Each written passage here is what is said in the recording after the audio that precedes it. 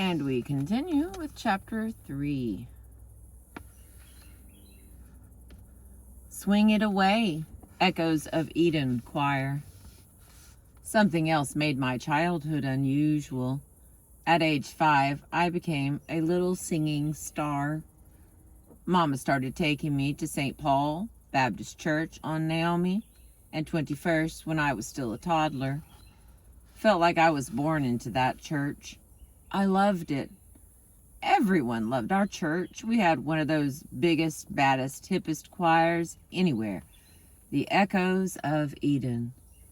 Our choir master, Professor James Earl Hines, was my first and heaviest musical mentor, the cat who taught me to sing. Fact is, I wanted to sing just like him. What's more, our minister, Reverend Branham, was one of the most flamboyant in the city. The man could preach. I don't know if the Bible lessons took hold of me, but the music sure did. Excuse me. The music was thunder and joy, lightning bolts of happiness and praise, foot stomping, dance shouting, good feeling singing from the soul. Reverend Branham's sermons were so fiery and the choir so hot that white folks would come all the way from Hollywood, sit in the back, and just groove. Glittering gospel stars sang in our church, Sister Rosetta Tharp and Sally Martin singers.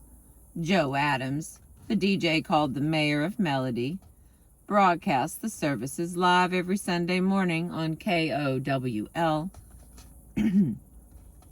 sang Swing It Away, Echoes of Eden Choir. Joe was pretty. He had straight hair, and the women were wild for him. Later he'd star in Carmen Jones with Dorothy Dandridge and manage Ray Charles. Our church was filled with stars. And some scandals. When St. Paul moved into a new sanctuary at 51st and Broadway, they built a pulpit that, like an orchestra pit, raised up out of the floor. One fine Sunday morning, Reverend Branham might have been smoking some funny cigarettes, because when the pulpit started to ascend, eyewitnesses said he was waving his arms and praising Jesus. But underneath his robe, visible to the whole gaping congregation, he was naked as a peeled banana. Lord have mercy. Professor Hines was married, acted gay as a goose, and I was crazy about him. In fact, I thought he was an angel. I heard Mama refer to him that way, and I took her literally. She meant he sang like an angel. Truth is, all the gay guys in the choir sang like angels, but they also acted so different, happy and giggly all the time. Thought they were sure enough angels. I called them secret angels. I loved listening to their little underground talk, their gossip about all the sisters. Child, did you see those red shoes Sister Mabel was wearing? My. I related to them as angels, and also as singers. See, soon as I first started going to church, Mama Lou heard me humming along with the choir like I belonged there. Well, I did. I told her I wanted to sing like Professor Hines. But how about the women, honey? Mama asked. Don't you want to sing like the ladies? No, I didn't. I want to be in the choir, I told Mama. I want to sound like Professor Hines. When she brought me to him, I chirped my heart out. Ma'am, Professor Hines told Mama, this little thing can sing. I was thrilled to hear him say I was blessed. From the first row pew where me and Mama always sat, I'd look up at him and watch him spread his arms, his red robe flapping like great wings of a bird as he sang up a storm. He had one of those great classical gospel voices, a go tell it on the mountain voice of glass shattering force and hell to heaven range. Man, that's how I wanted to sing. With all that force, all that spill your guts out power. Professor James Earl Hines was my first and best model of soul singing. Some say he was the first gospel superstar. When he sang, the saints would faint. Nurses were always standing by with smelling salts. Didn't make no difference that Professor Hines was a man. I didn't know any better but to imitate a man. Oh, my little book's falling apart. Hang on. Women in the choir were cool, but it was a man who brought down the sky and shook the earth. This cat could have sung opera. He wasn't just my role model, but he was also the inspiration for a generation of gospel talent who followed. Spectacular singing preachers like James Cleveland. Hines' tenor was a miracle of flexibility. He had a piercing falsetto. He could sing sweet or gruff. He could growl and he could croon. Hines had all the ammunition. You never knew what he would throw at you. Vocal variety, that's what I learned at the tender age of 5. Vocal fire. Sing like your life depends upon it. Well, it turns out mine did. Now every Tuesday, Mama would trot me over to Professor Hines for voice lessons. I also took piano lessons from his wife, but I wasn't much on practicing. Singing was the only thing that suited my impatient nature. I didn't mind that Professor Hines was strict. I responded to his demands. He was good for me. He didn't treat me like some kid or little girl. He took me seriously. He taught me to sing from my stomach, not my throat. He'd say, "Don't back off those notes, James Etta.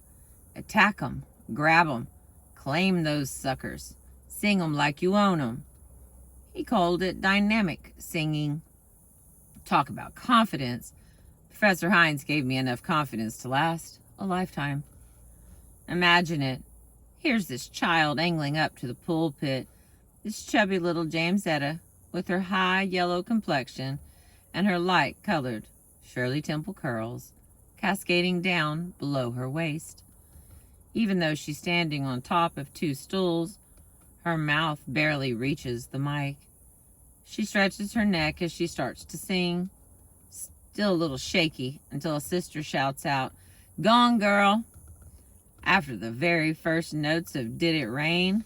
or "Move Up a Little Higher," or "Just a Little Closer Walk with Thee," or "Precious Lord," the encouragement from the congregation is loud and constant. "Sing your song, child, sing your song." Everyone is pushing me, praising me, making me feel like there's no note I can't reach, no parishioner I can't touch. I don't know where the energy and volume come from. Maybe it's God. Maybe the Spirit and the church, the faith and the friendliness. But afterward, Reverend Branham asked the saints, "Have you ever heard a child sing like this?" And the church replies, "No, sir." "Is she blessed?" "Yes, Lord." "Is God a miracle worker? Is he worthy? Will you give him praise?" "Thank you, Jesus. Thank you." Afterward, Reverend Branham and Professor Hines would have me stand next to them on the steps outside the church while the congregants filed past, patting me on the head, kissing me on the cheek, hugging me to their bosoms. Mama beamed with pride. In the 40s, word got out that a girl child in the St. Paul Baptist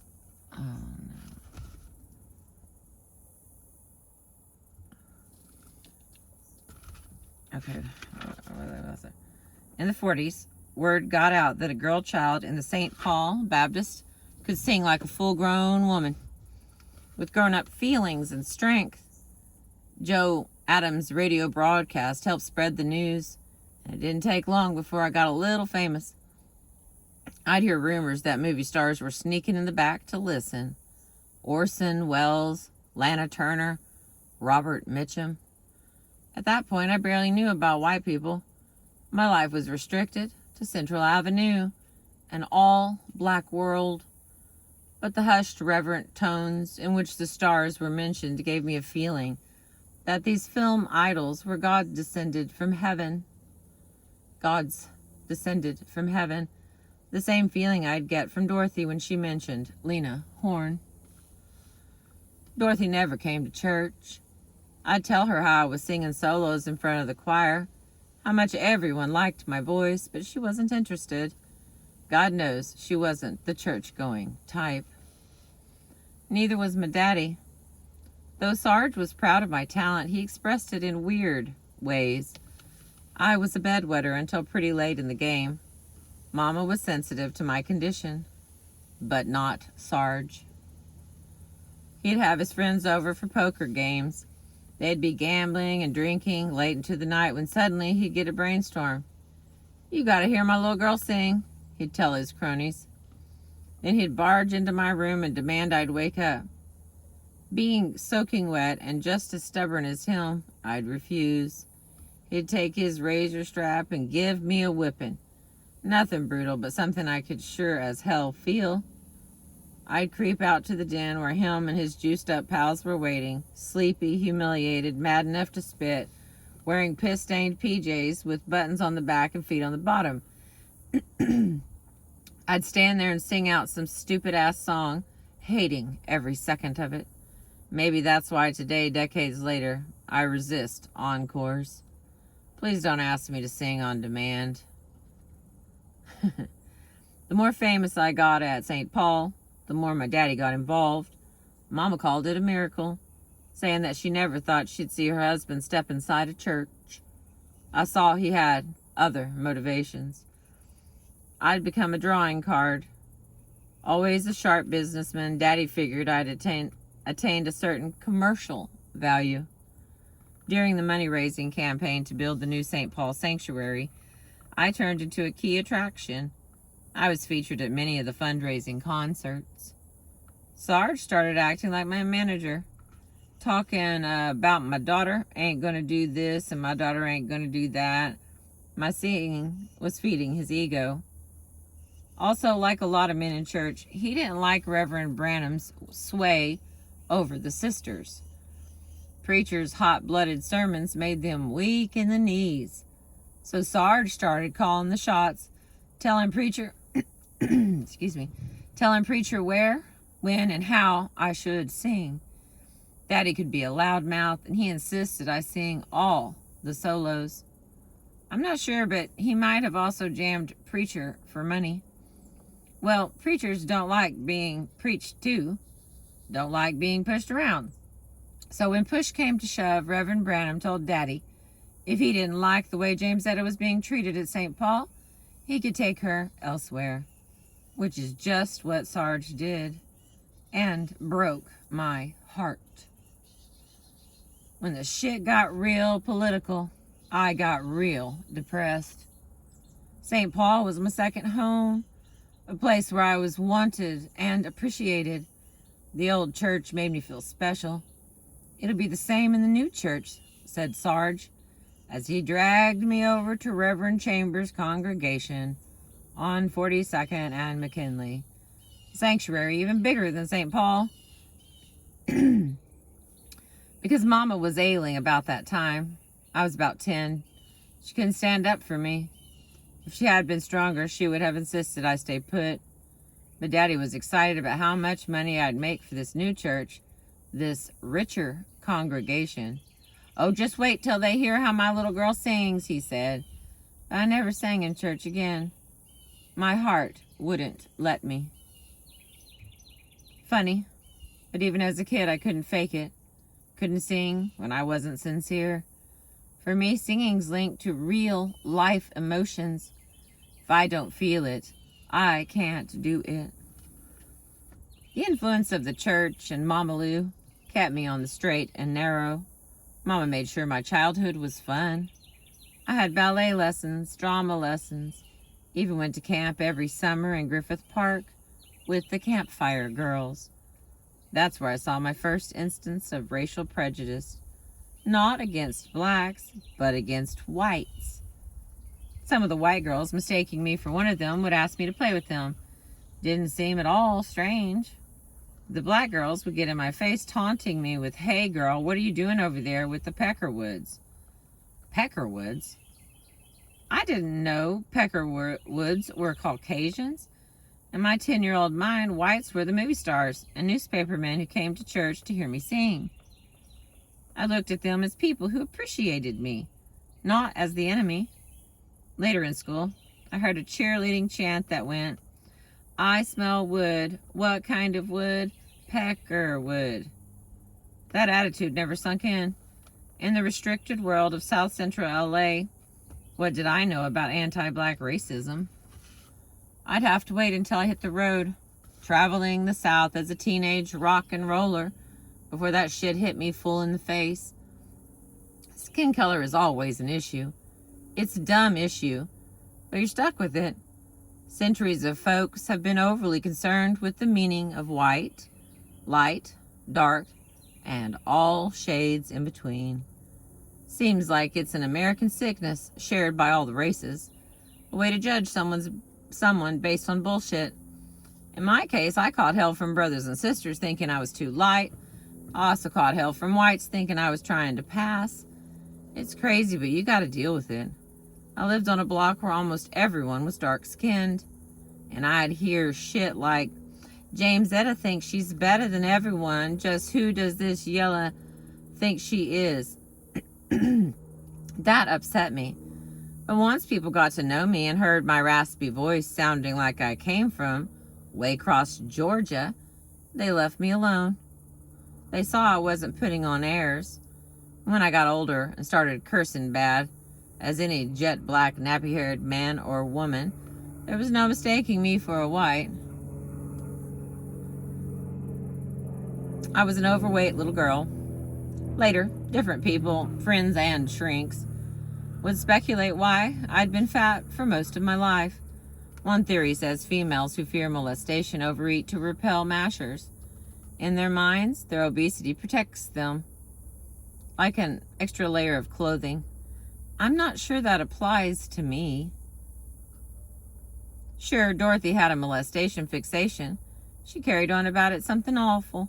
But I can't say I was afraid of being touched or messed with. With Mama fussing over me and Daddy providing for us all, I usually felt secure and cared for. One thing about food, though, does stand out. Just before I went to bed every night, I made Mama fix me 2 sunny-side eggs with toast. And that was after I ate my dinner. It was a ritual. And man, I was a brat with it. If Mama burst the yolks of the eggs, well, little James Etta just wouldn't eat them. Imagine that. I think those eggs were like another kid's security blanket. Something to keep the boogeyman at bay.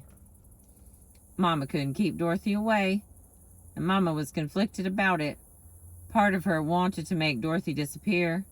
She knew how Dorothy upset me. But another part of Mama realized that being my natural mother, Dorothy was entitled.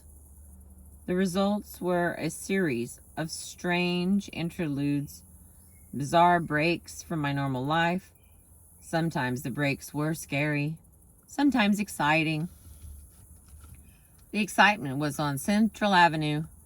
In contrast to the predictability of my school life, the street life was nonstop. I'd see Cozy strutting her stuff in some micro miniskirt, her big, shapely legs shooting out of there so that every man had to stop and stare. Cozy was powerful enough to work without a pimp. She ran her own after-hours joint at the Queen Elizabeth Apartments. She demanded respect. People would say about me, "Leave her alone, that's Cozy's niece." I think Dorothy would like to have been strong as Cozy, but she wasn't. She had great beauty and beguiling style. It lacked, it lacked her older sister's self-sufficiency. Cozy was straight ahead. She'd level with me. I knew what she was doing, standing around the Lincoln Theater catching dates. But what about Dorothy? "You be careful with Miss Flutterfly," Aunt Cosetta would warn me about her own sister. What was Dorothy up to? Those rare times she took me along on her nocturnal rounds, man, I'd be fascinated, poking my head into the smoky clubs, the Alabama, the Turban Lounge, the Clark Hotel Bar, the Savoy Ballroom, where everyone was hanging, grinding, drinking. Dorothy was known in all those places. In the 40s, Central Avenue was popping. Music everywhere. Biggest stars, biggest names in black show business were playing up and down the street. I might have been a little church girl singing gospel, but I loved all the music. Soaked it up like a sponge. I remember Johnny Moore and the Three Blazers, the group that produced Charles Brown, who killed me with Drifting Blues. I remember Amos Milburn and his One Scotch, One Bourbon, One Beer, and Bad, Bad Whiskey. That was a boozy time. I'd hear that good time music floating out onto the street, whether it was some smooth blues like T-Bone Walker or sophisticated jazz like Buddy Collette, and poke my head into a joint, amazed by the men in their stingy brim hats and them gaiters on their feet. Chicks poured into skin-tight dresses, laughing and flirting and carrying on. Dorothy was always on the prowl, dropping names, switching lovers, slipping in and out of furnished rooms, living life on the run. For a while, she was going with Billy Eckstein's caddy. Hang on just a second. For a while, she was going with Billy Eckstein's caddy, a cat she met through Uncle James the tailor.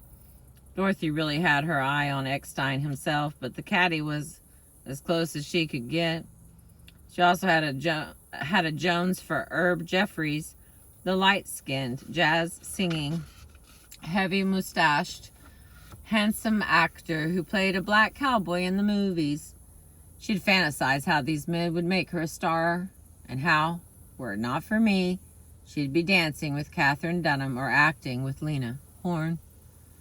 Mama wouldn't let Dorothy on me too often, maybe once or twice a year. Dorothy would come, get me for a few hours, run off, and Mama would have to hunt me down. Once in a while, Dorothy took me to the amateur shows at the Lincoln Theater, where funny man Pigmeat Markham was the MC. That's where I saw Bull Moose Jackson. The joint was packed with young black girls screaming bloody murder for Bull Moose, just like white Bobby Soxers were screaming for Frank Sinatra. This was the 40s, when teenagers were starting to make themselves heard. I'd hear Bull Moose's "I love you, yes I do," and loved his voice. It was his first appearance in L.A. When Pigmeat introduced him, the place went nuts. The girls standing and stomping. He came from behind the curtain, waved to the audience, and then just like that, dead silence. We were stunned. The man looked like he'd been beaten with the ugly stick. He had the great big boxy head and arms so long he could grab his ankles without bending over. He walked like a gorilla. He looked like a gorilla. Bull Moose, bless his heart, looked like Frankenstein's monster. When he opened his mouth, though, his golden voice came pouring out, and the girls started screaming all over again. Didn't matter what he looked like. Before that, I thought all performers were as pretty as the sounds they made. But hearing Bull Moose, I thought, God dog, imagine him looking so bad and singing so good. Another time, Dorothy took me downtown to see Josephine Baker at the $1 Million Theater, a huge vaudeville movie palace. Dorothy adored Josephine. She told me how Josephine took baths in milk. Her show was like a dream. Her costumes the most fabulous in the world. When she threw pieces of her clothing into the audience, I caught a shoe, but a lady twisted it out of my hand. I was heartbroken until Dorothy got us backstage. When we were face to face with the great diva, though my mother stood back, she never would go up to Josephine, but I did. I went over and said, Can I feel your hand? I wanted to feel her silky smooth skin. Her hands were tiny, and so were her feet, even tinier than Dorothy's. I remember looking up at Josephine Baker like she was divine. Oh, you're so cute, she said, looking down at me. I couldn't have been older than 7. This was the same period when Dorothy took me along to the Orpheum to see Stan Kenton and his progressive jazz orchestra. The sound of that fiery big band came crashing over my head. New concepts in artistry in rhythm, artistry in percussion, painted rhythm, intermission riff, and when June Christie came out and sang, "He's Funny That Way," or something cool. This blonde chick with such sweet, subtle jazz phrasing. Well, that was the hippest thing I'd ever heard. I imagined myself up there, a songbird in front of a roaring big band. Move over, June. Here comes James Etta. Dorothy was always telling me that jazz was the smartest music you could listen to. She'd talk about Art Tatum and Duke Ellington, and if we'd be passing by Dolphins of Hollywood, a record store that wasn't anywhere near Hollywood, but on the corner of Vernon and Central, she'd scoff at the low-down blues blasting out the speakers. I loved the low-down blues. I loved it all.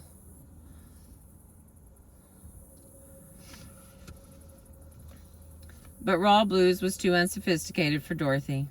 In her mind, she had taste and style. I wanted to be part of Dorothy's taste and style, but I wasn't. I couldn't count on her. She never had a word of praise. Praise wasn't part of Dorothy's makeup. She looked on me like a nuisance. Yet every time she came around, my little heart would start to flutter. Dorothy, I thought. It's Dorothy. To be in her company was high adventure, a fantastic distraction. Even if we ended up in some nasty furnished room with me finding Dorothy's cocaine stash under the bed and Dorothy screaming at me like I'd committed murder, she offered me a kind of stimulation I couldn't resist. All right, that is the end of chapter 3. Chapter 4 is titled Tragic Stroke. I've been reading to you from Etta James' story, Rage to Survive. Thank you for being with me. I appreciate you.